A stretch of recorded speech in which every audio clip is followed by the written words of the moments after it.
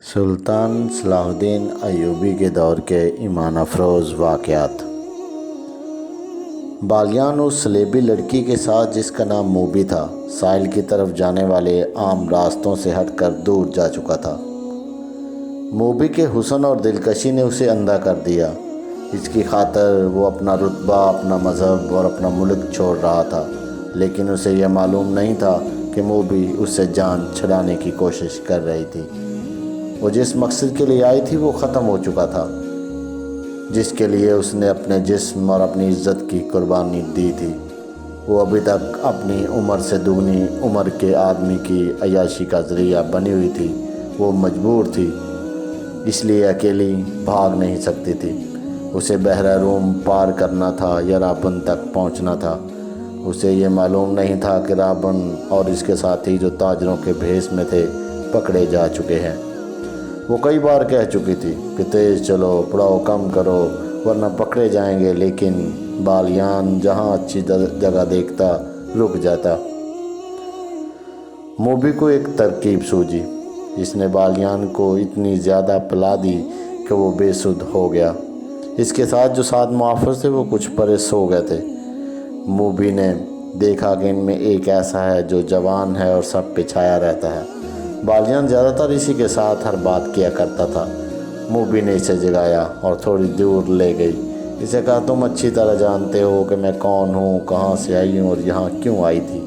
میں تم لوگوں کے لیے مدد لائی تھی تاکہ تم صلاح الدین ایوبی جیسے غیر ملکیوں سے آزاد ہو سکو، مگر تمہارا یہ کماندار بالیان اس قدر عیاش آدمی ہے کہ اس نے شراب پی کر بدمست ہو کر میرے جسم کے ساتھ کھیلنا شروع کر دیا۔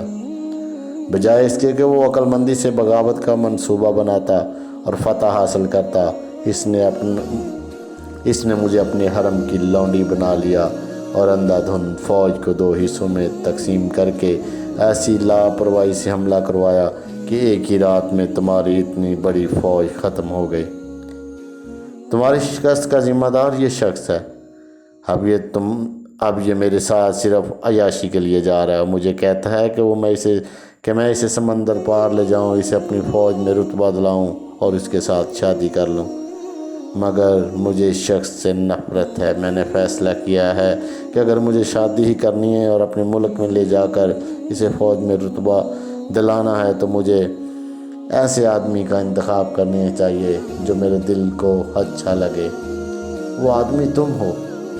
تم جوان ہو، دلیر ہو، عقل مند ہو۔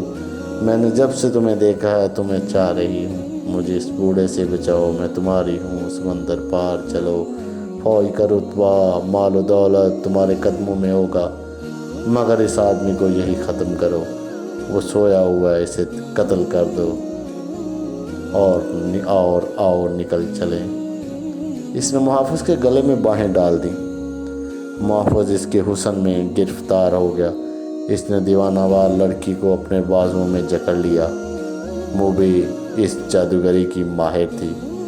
وہ ذرا پرے ہٹ گئی۔ محافظ اس کی طرف بڑھا تو عقب سے ایک برچھی اس کے پیٹ میں اتر گئی۔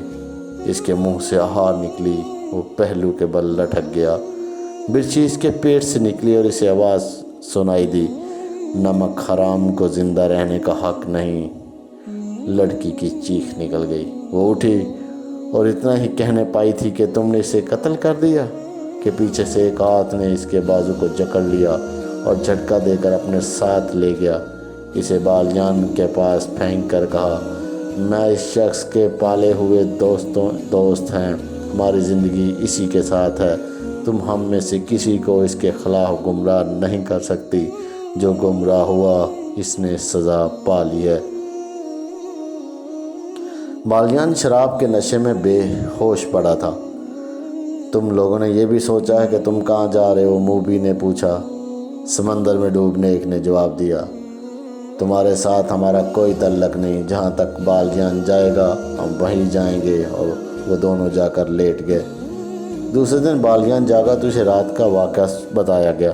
موبی نے کہا کہ وہ مجھے جان کی دھمکی دے کر اپنے ساتھ لے گیا تھا۔ بالیان نے اپنے محافظوں کو شاباش دی، مگر ان کی یہ بات سنی انسنی کر دی کہ یہ لڑکی اسے گمراہ کر کے لے گئی تھی اور انہوں نے اس کی باتیں سنی تھیں۔ वो मूवी के हुस्न और शराब में मदहोश होकर सब कुछ भूल गया। मूवी ने इसे कई बार कहा तेज चलना चाहिए, मगर बालियान ने परवाह न की। वो अपने आप में नहीं था। मूवी अब आज़ाद नहीं हो सकती थी।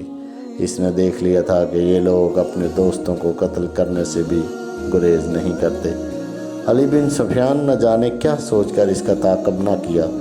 बगावत के बाद के हालात को मामूल पर लाने के लिए वो सुल्तान अयूबी के साथ बहुत मसरूफ़ हो गया।